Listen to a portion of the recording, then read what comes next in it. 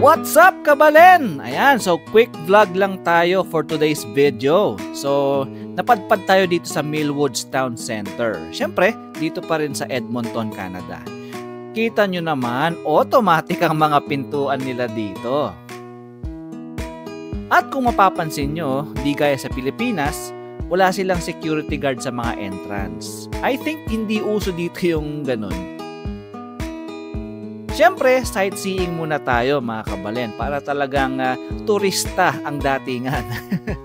Pagdating ko ng food court ay ang unang napansin ko, ang daming Pilipino. Kaya naman parang nasa Pilipinas din ang feeling. Now, eto talaga ang nakaagaw ng pansin ko. May isang Filipino food stall sa may bungad. Siyempre, bilang Pilipino, ito kaagad ang mapapansin mo. Kaya naman talagang chineck-out natin yan. Ang Bernardo Diner, Filipino Cuisine. Iba't ibang Pinoy food ang sinaserve nila dito at very affordable naman. May mga iba't ibang lutong ulam, may mga inihaw at kwek-kwek, at syempre, mga desserts. At eto na nga, tikman na natin ang paborito kong karioka.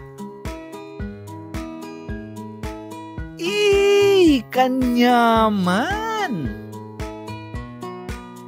Punta po tayo dito sa Bernardo's Diner sa Millwoods Center. Tikman niyo yung aming mga masasarap na Filipino food. Real ko, mga Filipino cuisine. At bago umuwi, Tim Hortons muna tayo. Napakasarap ng kape nila dito at karamihan, mga Pilipino rin ang mga nagtatrabaho.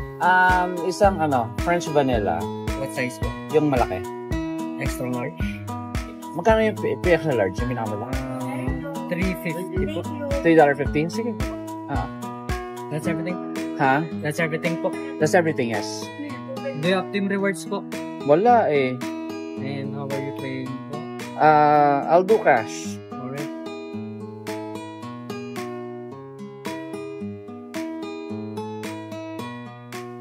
Iyon no? So that's it for today's video. At naghulat pa si paring Joe. Nakasali siya sa ating video. So this has been MJ Mendoza and you are watching Kabalen in Canada. Goodbye!